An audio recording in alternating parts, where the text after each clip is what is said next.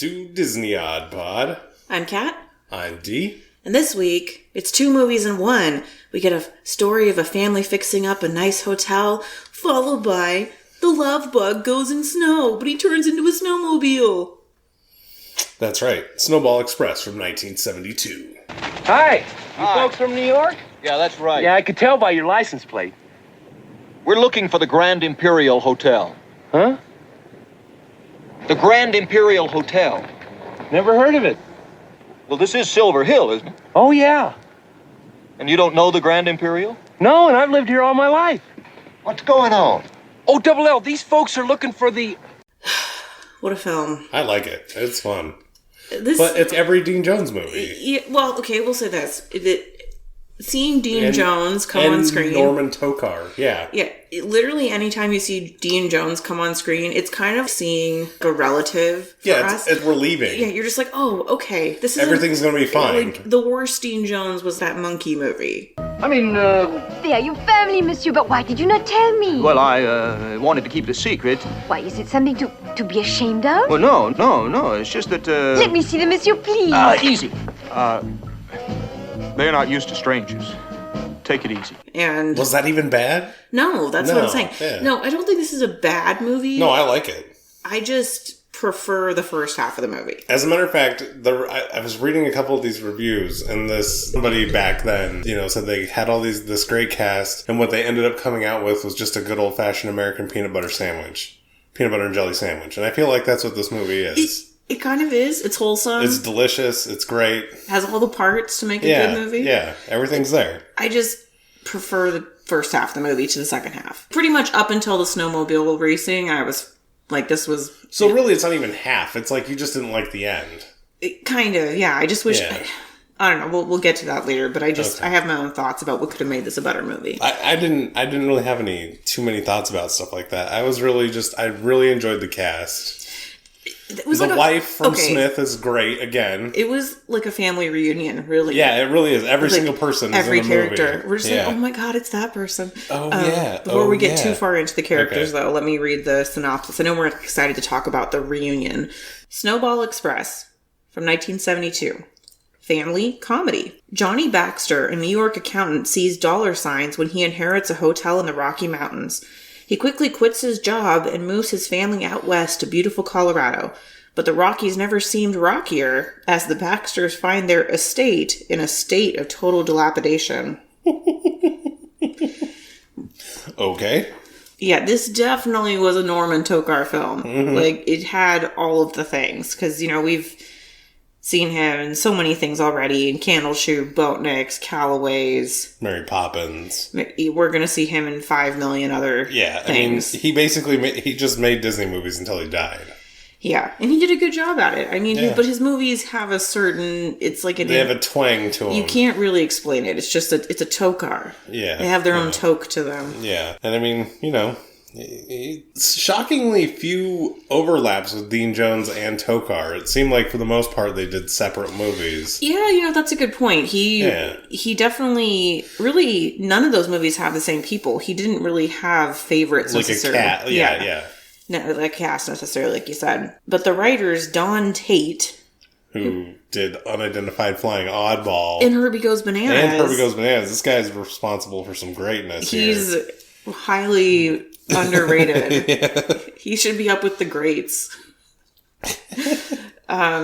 And then the other two, Jim Parker just did a bunch of miscellaneous TV. A ton of miscellaneous TV, like Cheers and Charles in Charge and Mama's Family. But like 1 episode or 2 episodes here and there. Yeah, he was not like a big time writer. And then the Arnold Margolin guy, as best as I could see, he did 2 Mary-Kate and Ashley Olsen movies. Yeah, that's what I was going to say. He did some Mary-Kate and Ashley. He did do 25 episodes of Thomas the Tank Engine TV show. Wow, I bet that's some hard-hitting writing right there. Every episode is the same, but slightly different.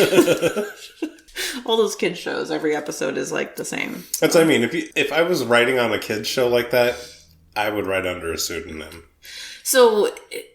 whenever I think about kid shows, there was this one kid show that when I used to babysit that would come on that was literally every episode was the exact same. Yeah. Because it was like these 3 animals and they would answer the phone to go help another animal that was in trouble.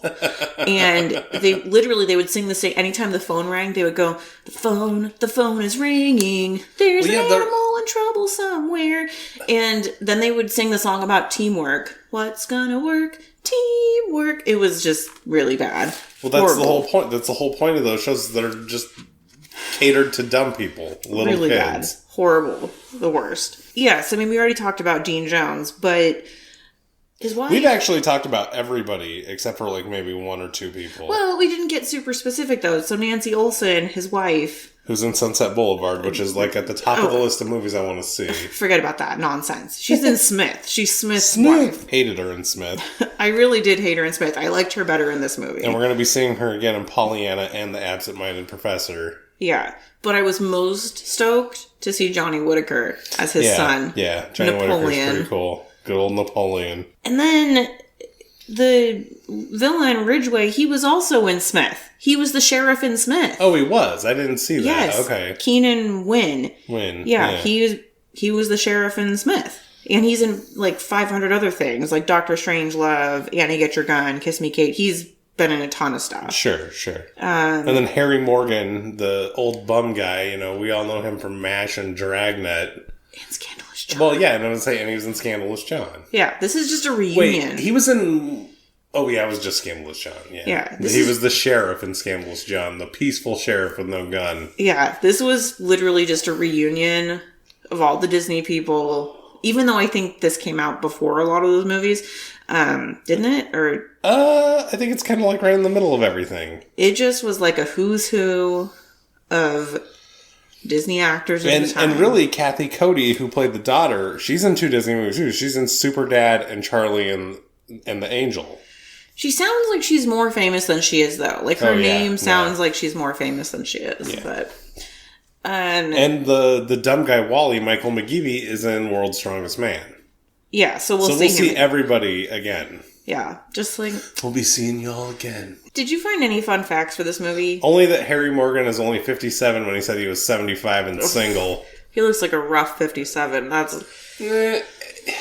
back then, everybody just went gray. There was no just for men. We're gonna change your mind about coloring your gray with the natural look of Just for Men. You look so natural, no one can tell with Just for Men. Because this is before MASH. I mean, he worked probably until he was 75 on MASH. Yeah. It just, he looked rough, but I think it was intentional. But... Well, it was the beard. I mean, that was a crazy beard he had going there. That was really actually kind of shocking and really enjoyable. I liked that. I liked his character. Yeah, I know you did. I didn't get any fun facts because they just had that one that I could see, so I was like, I'll let Dee get that one. Yeah. Thanks. So, it's not a fact, but I have to share the tagline. Oh, yeah, I love this. Come out and have a real snowball. It makes no sense. Really, the title of this movie, Snowball Express, makes no sense. Doesn't make sense. But if they would have redone the movie how I would have done it, it would have made sense. Just saying. Oh my god. Just get ready just for wait. Ryder Cat to punch up the movie. Strap in for that. Yeah. Just wait. Later on. So should we plow our way through this? Oh, ski our way through. Oh, ski. Oh, I get it. Yeah. We can ski our way through. Swish our way through. Yeah. Yeah. I don't know skiing things. I've never been skiing in my life. Yeah, and somehow we live like in the world-class ski area, but just no. It's just not like something I'm interested in doing, I guess. I've always had too many LBs.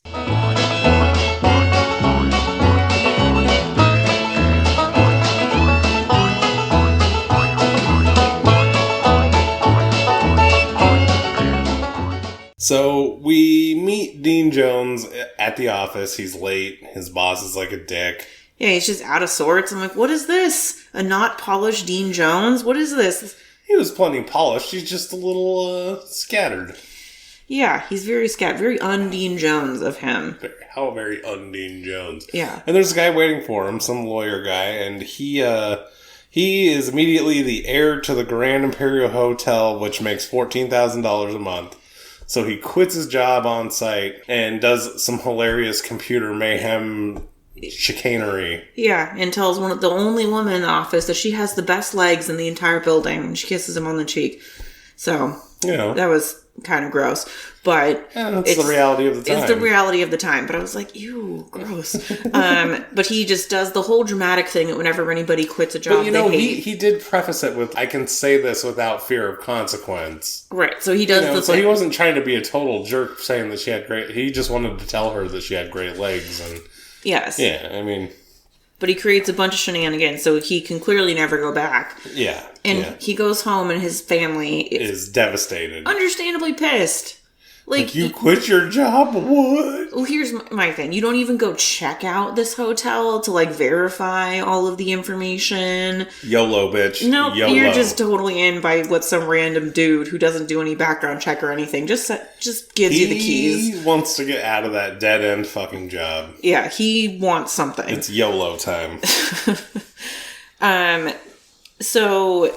He, sorry. Oh, I went to well, yeah, they're moving to Colorado. The next scene is them driving across the snow into Snowy Hill. Yeah. So the townspeople they meet are just like, "What hotel? What are you talking about?" Yeah, oh, Crazy Joe. Yeah.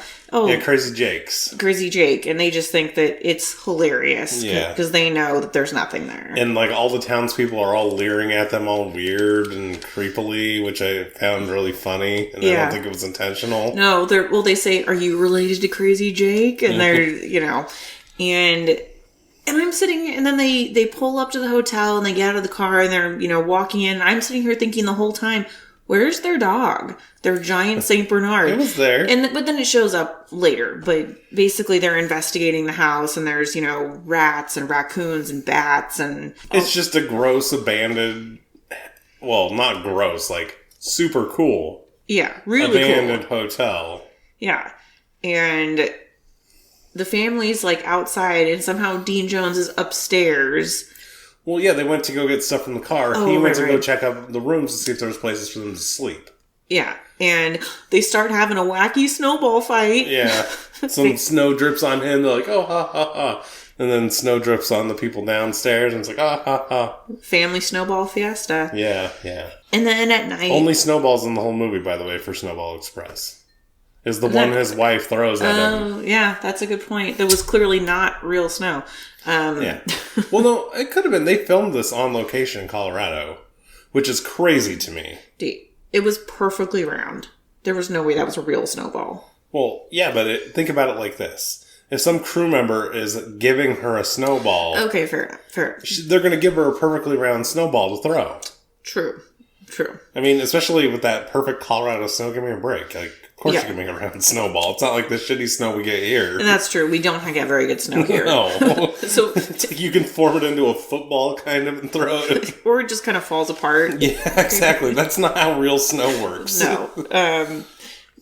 But somehow it's okay to ski on in the mountains? No, yeah, it's good snow. Yeah. Yeah. Just not for making snowballs. Oh, but that's, yeah, if you go up, we have good snow, but not down here at our level. Yeah. Got it.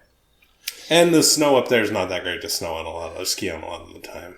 I thought we lived in this great skiing place. Well, yeah, but like there's Crystal Mountain, there's Stevens Pass, there's Whistler, which is like one of the best places in the world. I mean, areas is what I'm saying. I'm saying there's a lot of access. That's true. But if you're talking about just snow calming, not so much. It's icy like the snow is here. So then, in the middle of the night, of course, they start hearing noises downstairs after they've gone to bed. I am impressed by when Dean Jones goes downstairs and he lights the one candle, this old, like, literal candle, and it lights up the whole room. It's literally, he turned on a light switch. Yeah. Well, you gotta light it for the movies. I mean... yeah, and there's this weird dude down there who's just like, ooh, I've been staying here for... however long he says. And he's all pissed because he made him break his bottle of bourbon. But it broke in, like, the weirdest way. It was broken in, like, 3 places. So, in the old days when you had good labels, it would hold the glass together like that. Oh, really? Okay. Yeah. Because it was almost like a zigzag. It was so weird. Yeah. It was Just interesting. And so he tells him, okay, you can stay here, but you have to pay. And so then he does this whole drawn out thing. Woe is me. I'm an old man. I can't carry my pack. He opens the door like 3 times. And the wind is blowing in on him. And his whole family's like, why aren't we letting him stay? What's wrong with you, Dad? You're horrible. Yeah, as they're about to be destitute with their $400 or whatever. Yeah. That they have. Help me, I'm poor. And his name's Jesse McCord, which is a good name. Yes, it is. And so the next day, he says he's going to go to the bank to get a loan. And of course, the bank he goes to is run by the guy that also wants to buy the hotel very badly. Yeah, and it's just like, stay away from this guy. No, okay, so what I love about this scene is the guy is going on this whole rant about how he wants to build this home for boys, and his receptionist is right there, and she's just like, oh, give me a fucking break. Like rolling her eyes and just being like, ugh. And Dean Jones just So signs gross. these papers, like, without even reading them. No, he didn't sign any papers this time. You're skipping some that's right. scenes. Sorry. Yeah. But Dean Jones is, okay, well, bye. It just was, he's very clearly, like, up to something. So, yeah, because then when he runs into Wally, he realizes that he can make that whole thing. He didn't even realize how big his property was. No, he literally knows nothing. That's why I'm like, he's an idiot. Yeah, he's a complete idiot. He should have went in there, talked to a lawyer in town, and been like, what do I have here? What is this? Yeah. Where's the lines of my property? Yeah, because Wally is like this nerdy... Nerdy? No, he's a fucking goofball idiot DIY guy. Yeah, he's just he's a townie, basically. Yeah. As a matter of fact, he is the ultimate townie. His daughter thinks he's pretty cute, though. Oh my god, yeah. But I did think this was funny because he just shows up and he's like, oh yeah, I guess it's all yours. Like, he's just like, everybody knows this, why do you not know this? Well, yeah, because he's a townie. He's grown up knowing that this is all Crazy Jake's land. And so he decides, oh, we're going to turn this into a ski lodge, which is a good idea. Yeah. It was quite an idea. And so he's talking about getting a different bank loan. So he goes out and meets some banker cunt up on the mountain on a different ski mountain. I don't normally enjoy kind of these dumb compilations that much, but I really enjoyed this whole scene. Yeah, this one was funny. It was very funny because he's trying to mimic everything the guy's doing, and skiing is just one of those things that, like, if you don't know what you're doing, you can't fake it. And it's highly dangerous, yeah. It's really dangerous. And so there's this whole shenanigans of him going down the mountain and knocking people's skis over. Knocking people over. Yeah, he just causes chaos. Total kerfuffle. Hurts more people than when they had an avalanche in the 40s. According to his son, after it's over, and it's in the paper. Well, the best part about it was when he was like doing Olympic-style ski flips. Yeah. And those people were applauding. That was so funny. And I was like, what the fuck is this movie? Those people applauding like that I feel like is a highly Norman Tokar movie kind of thing. Like that scene, you could have clipped them in the snow, clapping into the Boatniks, and you wouldn't have even been bumped by it. You'd be like, oh yeah. Yeah, or like into Candle Shoe or something. Like it would have been... Maybe not Candle Shoe, but... I don't know. It would have made sense. Only because there was nobody to clap for. That's the only reason I'm like, They're clapping for the girls with the tomato fight. Do you remember that? Of course I remember that. So he's trying to get the whole town to help him, like, build this... No, you skipped the part where he gets the money. This is where he just signs it without looking at anything. Oh, that's right. While his wife is behind him, like, tearing her hair out, like, no, what are you doing? And she's even saying, I think we should talk about this. Yeah, and he's just like, no, YOLO. I'm going to get the $3,000. And the thing to me that doesn't quite check out is it seems like somewhere out there would be a banker wanting to bankroll this. Yeah, I mean, it's... But then the thing is, too, like, I feel as though when you'd apply for this kind of loan, they would do the background and the valuation of the property. Yeah, they'd be like, hey, did you know that you have $50,000 worth of wood on this property? Yeah, spoiler alert. It's just, the whole thing is a little bit suspect, but that's fine. But it takes advantage of Dean Jones's dumbness. He's really dumb in this movie. Like, he's extra. Well, I don't think he's... Well, hang on, I shouldn't say that. He's not dumb, because it's not like he's... But he's naive for a New Yorker. Well, okay, here's the thing. And ambitious. Here's the thing about Dean Jones. I feel as though we might have some sort of rose-colored lens perception of him because the first movie we saw him in was That Darn Cat. So hang on a second. Has this just become a Dean Jones stan podcast? Is that what you're saying? What do you mean? Like this, we just stan Dean Jones and that's that. What? No, just explain to me really quick. What do you mean? How are you younger than me and you don't know what this means? Just explain it really quick. It's like you're a fan, like Stan of Eminem. Oh, sorry. No, I wasn't thinking. Sorry. Okay, rewind. I got it. Okay, rewind. Sorry. Thinking of that context. That's a reference out of left field. Sorry. Okay.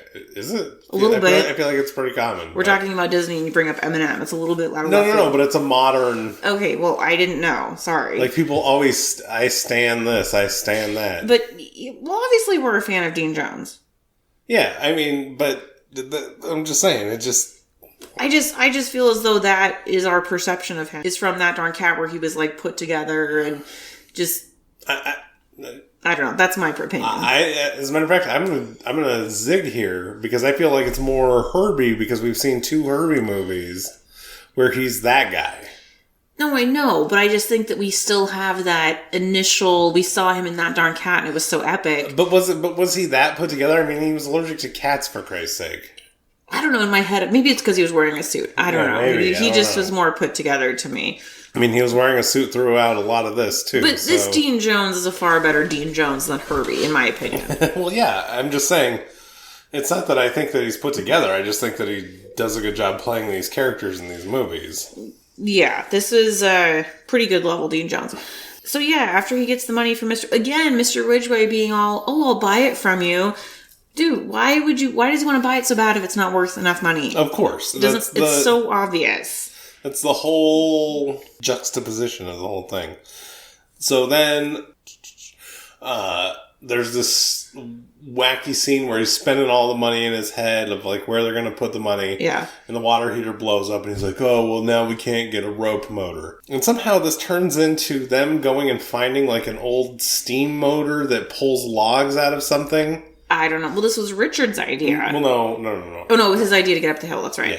Yeah. They're trying to figure out how to get up the hill. All the townies won't help them because they're all in cahoots with the banker. Well, they don't want to piss him off. That's what I mean. Yeah. They're all also in debt to the banker. Yeah. So nobody will help him. The kid is just like, Dad. And he's like, shut the fuck up, Richard. I'm trying to...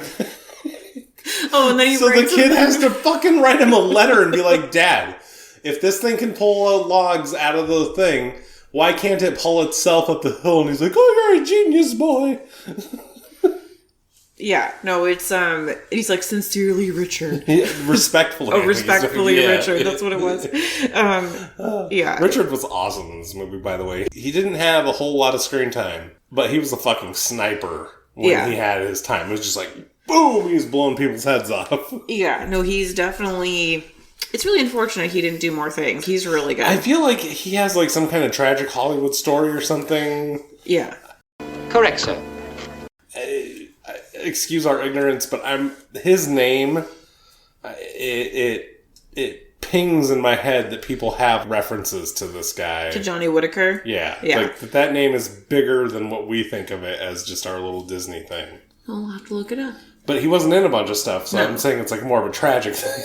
Yeah. Yeah. Something horrible. He probably like got his legs chopped off or something. No, I'm thinking it had to do a little bit more with like Coke. Oh. Yeah. And booze. Tale as old as time. Yeah, well, especially him coming of age in the 70s. He went like the Gary Busey route. Yeah. Yeah, something like that. And now he's on Celebrity Weight Loss. What was that show on MTV where it was like they were all losing weight? Oh, no. The Gary Busey would have been Celebrity Rehab. No, there was a show where they were all like, I don't know, I'll have to look it up. It was like something with celebrities like losing weight on MTV and Gary Busey was on it. Really? Yeah, I'll have to look it up later. Yeah, that doesn't ring anything for me. I didn't know he was ever really... So, yeah, they're able to like use the steam engine to get it up the hill. Yeah, they're able to... They basically put a post up the hill and pull themselves up, which is absolutely genius. Yeah, and... Then everything is good to go. They're ready. No one's there. Well, they would know if no one was going to be there because no one's made a damn reservation. Well, and they haven't done any advertising or anything like that. Although I'm sure the town is under strict orders to not go there. They needed to do some outside advertising. Yeah. And then, magically, there's an avalanche that traps the train. It's not magic. It's when Wally tried to blow up the stump, he caused the avalanche. Oh. That was what they were kind of alluding to, but nobody said out loud. Oh, okay. It was the dynamite when he was blowing up the stump. That caused the avalanche. And there was like a little allusion to it, but they never outright said it. Oh, okay. My bad. Yeah, because Wally had, for some reason, he was dynamiting out a stump, but for no reason. And then it just falls right back where he did. He's like, oh no. But it's like, well, you blew it out of the thing, so now you just got to pull it out. I don't know. Yeah, so the train is stopped. They had horses and wagons at the ready. But Polly, I don't know. That was the most baffling scene of the movie. I was like, where did you get these horses and wagons? We're not going to talk about it because I was thinking the same thing. I was like, where did these come from? Yeah. Like, it's like, you guys had horses? Really? It would have honestly made more sense for like the dog to be pulling. Well, I thought they'd be snowmobiling them or something. I don't know. Maybe they could get the rope all the way down there from the puller. I don't know. But Dean Jones is driving the sleigh and there's this Naomi. Single lady who came to the skis. Good. And you can call me Naomi. Get up there, boy. Yeah, she's like, oh my gosh, you're so cute. Oh my gosh, blah, blah, blah, blah. I'm a whore. And, it's whatever. And it's crazy at the hotel. They're just flooded with all these people because they can't get to their original ski lodge, so they're just going to stay there. And basically the hotel's full. It's just a bunch of shenanigans of people checking in. And they have the Karen couple who the accommodations aren't good enough for them. Yeah, and that's a real thing. So where he's like, oh, I think they'd find something wrong with the Taj Mahal. Yeah. And then, that's right, because at night they're outside. Then this lady upstairs is screaming, and I thought it was going to be a raccoon in her room or something. No, it's Stoutheart. This is hilarious. It's the dog. And she's like, oh, he came in here. And see, nowadays, you could sell the room for twice the price for getting to sleep with Stoutheart in your bed. Yeah, the dog. Yeah, the millennials would be like, oh my god, do I get to sleep with the St. Bernard? Oh, how much do I have to pay for that? Yeah, no, it's... I'll pay extra. It would be like a perk. No, 100%. It would be like, this is the Beethoven room. Yeah. And you get to take home a souvenir, please. And a bag of its fur. We'll put it in a doggy bag for you. And then the next morning, it's just kind of more hotel stuff. And then we get Wally teaching up on the slopes. And he's reading a book on how to ski. Yeah, of course, he's like showing this woman how to ski, but then he falls over and... Well, she kind of like... grabs a tree and flings him over the edge. Yeah, but he's able to catch another tree, but he's dangling over the side. And everybody's like, oh my god, help. And none of these people that actually know how to ski are gonna, help. And in the meantime, Naomi is trying to get into Johnny's pants right in between this. Real quick, I just wanted to mention that. Yeah, no, creepy. And that's the only reason that Wally gets saved is because Dean Jones had to get up the slope because it was his turn to man... Yeah. the thing, and he's on his way up there, and then they're like, oh, hey, we can wrap the rope around you. You go save. Yeah, and he rescues him because the rope is attached to the donkey machine. Yeah, the donkey machine, but somehow a plank of the wood fell onto the rope. On fire. That's holding it up there. So Dean Jones is still attached, and it just starts going down the hill. Yeah. And so he's... along with... Dean Jones. No, Dean Jones and the dude. No, the dude's not with him. Not Wally, the other dude. Oh, the dude on the machine. Yeah. He's on the machine. And he's just honking. And he's honking. And Dean Jones goes like, turn it, as if it has a steering wheel. Yeah, if it had a steering wheel, it wouldn't have a brake. Like, what are you doing? Yeah, it's an engine on top of a plank. Eventually crashes through the dining room and the lobby of the hotel. Which is sad. I even was like, because then he has to figure out how to get the money because Mr. Banker is all, oh, you have to pay it, you have to pay. And he's, I still have 5 days. So he sees the snowmobile race sign in the bank. Give me a break. And his refusing to sell, he gets daps from the receptionist lady in the bank. She's like giving him daps for not selling right then and there. Which, why didn't she just tell him? Say something. Why didn't she like follow him outside and be like, yo, dumbass, there's wood that you can sell, but she's still being loyal. She's still kind of fighting with it. I don't know. Yeah, it's weird. And he said, oh, Wally's going to drive. But then Wally's arm is all broken. So he's like trying to give Johnny a crash course in how to drive this. And Mrs. Dean Jones is all like, I'm leaving you if you race that snowmobile. Yeah. And the next thing is that he's at the snowmobile race. Yeah, he's just like, okay. He's like, fucking YOLO, bitch. No way. I got Naomi waiting for me. It's fine. Exactly. She's one phone call away. Are you fucking kidding me? You have no leverage here. Our kids are almost grown up. Yeah. And this is... So the snowmobile race. This is essentially Herbie in the snow. No. That's exactly what I wrote was... Race time starts like all Herbie races. Yeah. Because, the thing doesn't start. And it doesn't work. You're an hour behind.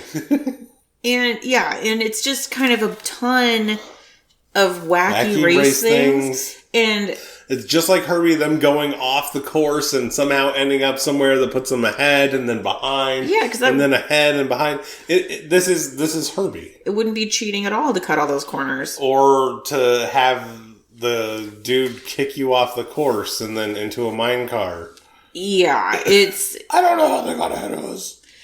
The whole thing is wacky. It is very wacky. It's very silly. He even has time. The one dude falls off the thing, and I thought he was rolling down the hill in like a sagebrush. He was.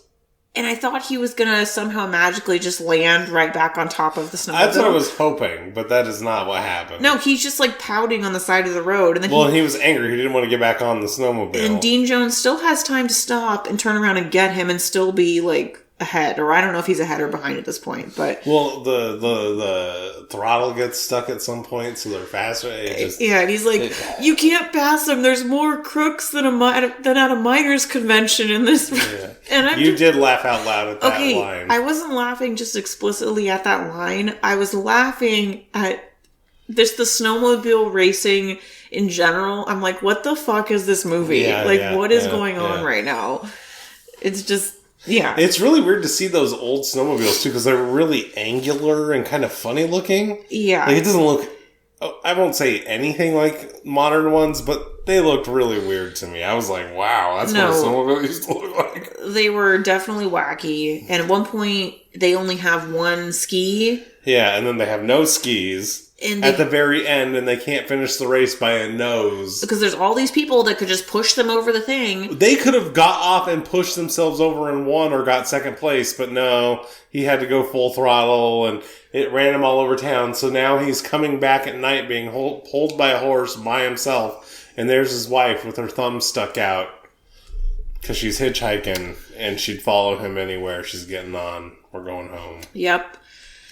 And so, of course, he's going to sign everything over. The receptionist is there, but she speaks out and is like, that's not what you're going to do. You only want to buy this because it has all the lumber. Yeah, and then somehow it's revealed that the land he inherited, if they didn't build 2 hospitals and a library in town, also would revert back to him? Yeah, so the guy who built the town, his relative, that was part of the deal of him giving them this land. And there's no library. There's no library because his son said, oh, hey, Dad, because he was hey, Dadding again. And he was like, wait a minute. Yeah, Richard was trying to save the day again. And he was like, oh, Richard, go ahead, because you saved me last time. Yeah.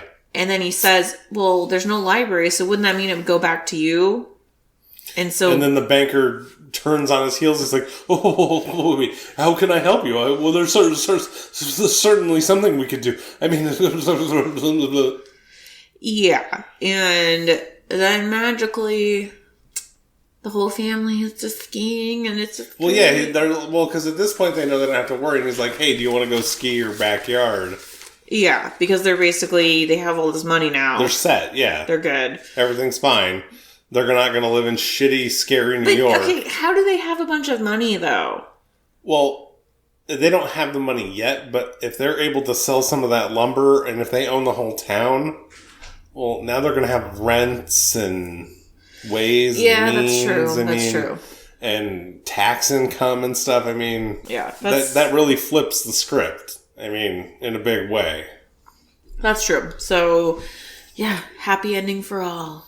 Well, maybe not for the banker cunt. But No, probably that not. never happens in real life, so it feels good in this movie. Yeah. Looks good. You two are doing fine. Let's see you turn. Atta way to go, Richard. Oh, I don't know. Susie, honey, you may not believe this, but I was no better than you are when I first started. Yeah, it's really safe. There's And no you know danger. me, Mom. You can't live on a ski slope and not know how to ski. I guarantee you I'll have you skiing to the bottom of this hill in no time. Any songs? No. No. Just the typical of this era. Most of these movies just had a score. That This didn't even really have a score, though. it did. It was there. And, Barely. And I like the score of these 70s movies. It's always this kind of the same thing. It's pretty good. It works.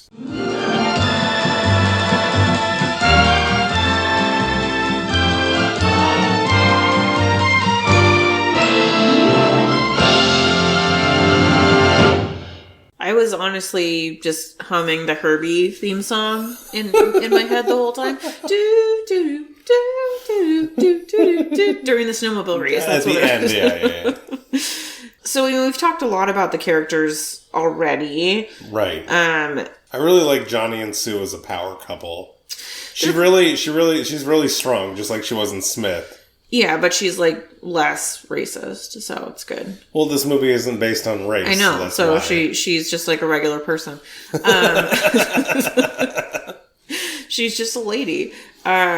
Even though she looks way older than Dean Jones to me, but I don't think so. I think it's the hair, the way that she does her hair. It's like pulled back weird, kind of. But what I'm saying is, I think that it actually fits in more with the time and how things actually were. I don't know. She looks old to me. And their kids, I mean, the daughter was kind of just, meh. The daughter was literally a zero. Yeah, but Richard, on the other hand, was... like when he was going to fight that kid in the restaurant. Yeah, that was awesome. He's That like, was great. you're going to make fun of my apron? Fuck you. I'm going to knock your ass out. He went so far as that he hit his own father in the stomach because he wasn't going to hesitate for 1 second to hit that kid. Yeah. He was hitting the kid as his dad stepped in. Yeah. And I think that kid was the son of those people who were like... Cunts? Yeah, I think you're right. Yeah, I think that was the whole thing. And the Jesse McCord, the old guy. Yeah, he was really good. A really good side character. Like, better than they even needed that guy to be. Well, that's like an overcast for that guy. So I really enjoyed the part where he's the bellhop and they're like, oh, what are we supposed to do with these bags? He's like, oh, I guess you shouldn't leave them in the lobby. Just come upstairs with me. Because I know that you haven't seen Dragnet. No. But he was awesome in the 60s TV show Dragnet. I'm sure he was. I'm sure it was great. It's an overkill to have him in this spot. Yeah.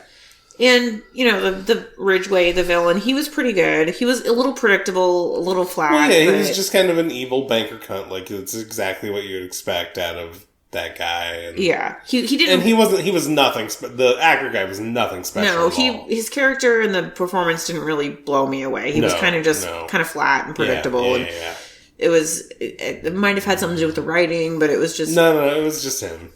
Yeah. If you would have put Dabney Coleman in there, it would have been awesome. Or the guy, the dad from Mary Poppins, who was also in Love Bug. Yeah. He could have been a really good... Yeah, he would have been really good at that. Although it would have been weird to have an English guy in Colorado. No, but he could have just not had an English accent. But also... I don't think he can not have an English would it accent. have been that weird? It's Disney. I don't know. So for cinematography... The only thing I'm kind of disappointed in is they didn't really have a lot of good landscape shots for being... for being in Colorado, you're right. They didn't really do the sweeping... But that's not really a Norman Torker style, though. No, it's not. I mean, think even with Monaco, it was still pretty close up. So...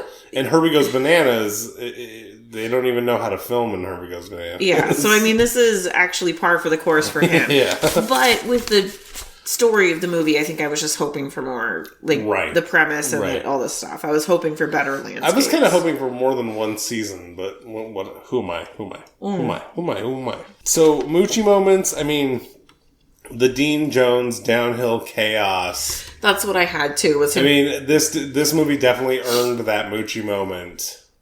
Yeah, that was mine, too, was Dean Jones trying to ski. Yeah, I mean, that was funny, and it was the best in class of wackadoodle ski. Well, like, there's the part where he accidentally runs into the lady, and he's, like, grabbing her. Oh, and she's, like, all into it. She's like, are we gonna fuck? Yeah, like, she's like, awesome. Oh, why'd you pick me as opposed to all these other pretty girls? And he's like, like, that part's really funny. Yeah, it is really funny. No, I had the same thing. So, which honestly, I mean, if we're talking about how this podcast works, unless the movie is just spectacular and has a ton of moments, we should have the same Moochie moment. Yeah, no, 100%, because it should be something that's so singular that we both are able to pick it out and go, oh, yeah. 100%. Surprises, disappointment? I'm just a little disappointed in the ending, I guess. Like I said, I really enjoyed, like, I was really into the beginning of the movie when I was like, oh, they got a hotel, they're going to fix it up. I'm like, oh, it's so cool. There's going to be, like, montages of them fixing up the hotel. So I wish that there was more of that a little bit. All right. I'm just a little disappointed by that. All right. I was surprised. Oh, sorry. I was surprised at how they were able to keep this thing moving right along so well. This thing was an hour and a half, and it popped, moved, bobbed, and weaved. There is not a flat second of this movie where you're just like, oh my god, are you serious right now? No, it definitely didn't have any flat moments. Yeah. But, so, okay, if I was going to remake this movie, there was one thing that I would change that I just feel like it would have made it a better ending. Mm-hmm. When they're going through the mountain in the snowmobile race, I wish they would have, like, gotten stuck, turned on the light, and there was, like, gold or something. No, and that's... Yeah, no, you're right. That would have been really good. And that's why... They could have just stuffed a couple nuggets and then, like, still tried to finish, but, like, didn't finish because they were too heavy. And then, oh, it turns out we have all this gold. Oh, and that's, like, they just saw, like, a little bit of gold, but then it turns out to be a lot, and that's why that guy wanted it so bad. Yeah. Not for the timber, but because of the gold mine. Yeah. That's why that's a very, very solid point. Because I literally maybe Crazy Jake was too crazy to mine it. He didn't want to mine it. He wanted to preserve the beauty of the land or something. Or like that it would have turned out that the dude's dynamiting had like knocked something loose to where it had opened an area in there. Very solid. That they hadn't seen before. Very solid. That's solid. But somehow the banker guy knew, or whatever. I don't know. But then they wouldn't have to cut down any of the timber because the dude, Wally, was like, oh, you're going to cut down the timber behind the town? Like, why would you do that? So it's like the idea of them then cutting timber to sell for money. I don't like that. Yeah. They don't have to cut all of it.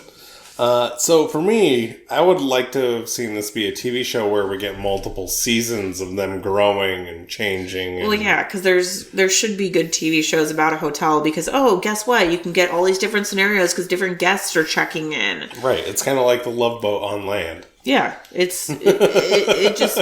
has potential for sure. Yeah. It does. Anything that you want to wrap up with? I don't think so. I mean, this is a pretty, for me, middle of the road kind of movie. Like, I definitely enjoyed it. Like, it wasn't boring, but not my favorite, but it's not bad. Yeah, I agree. It's the typical fun Disney movie of the era. I thoroughly enjoyed it, but there's nothing super special about it. And I just really didn't like the whole snowmobiling thing. I mean, it was fun, but it was also just kind of, oh my god, okay. We've seen this before. I'm kind of over it.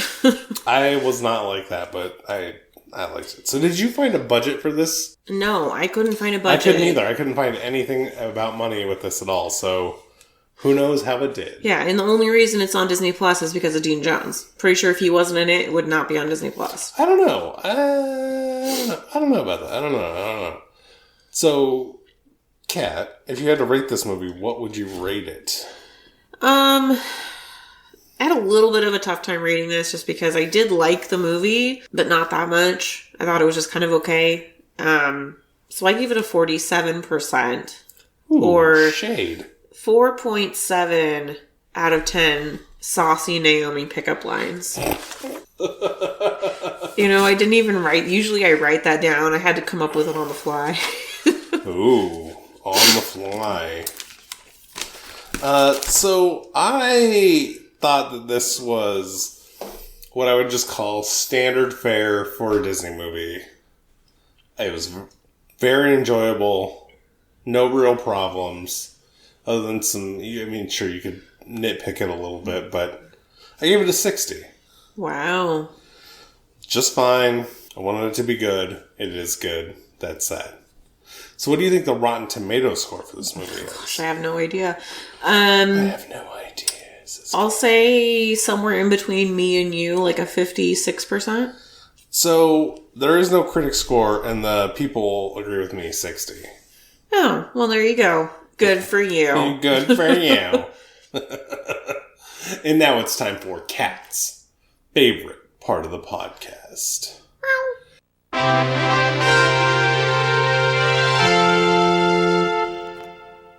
Oh, so this time we get number 138, so we're sticking back. In the 80s? No. 90s? No. 70s? Yeah. Jesus. I have no idea. I'm almost wondering if this is even a thing.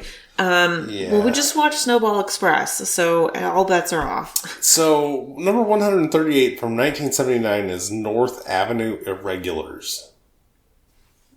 Yeah, you see why I'm a little skeptical. Okay. In all of our research, it feels like I would have seen something. No, it's a movie. Okay. So, yeah, that's what we got. We got more 70s. North Avenue Irregulars. So I didn't look at anything that just said comedy. That's all I saw.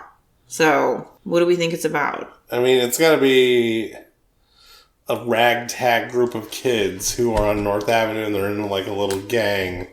It's just, what era is it? Is it the late 70s? I think it takes place in real time. I think you're right. I think it's the late 70s because the late 70s was a really dark period in history. I think there was the inflation that we have now and like crime that we have now. It's kind of like a repeat of right now.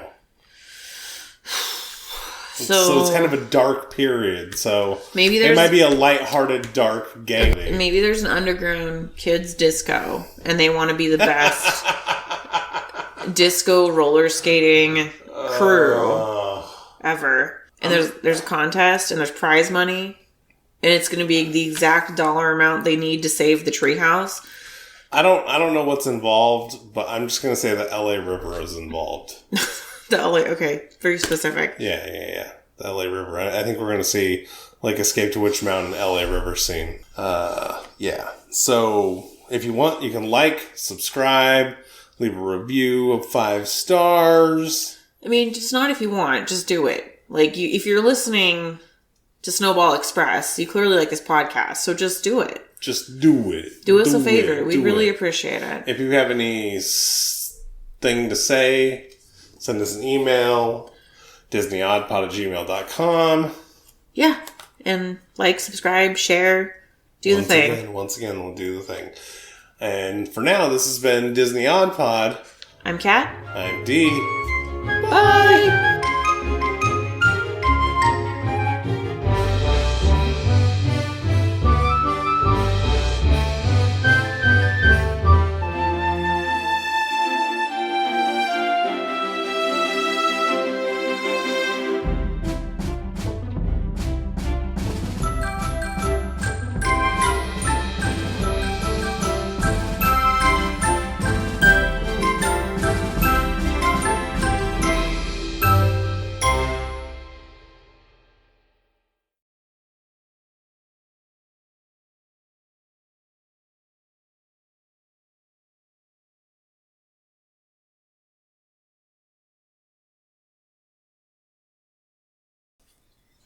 Oh, these are mine. Those are yours.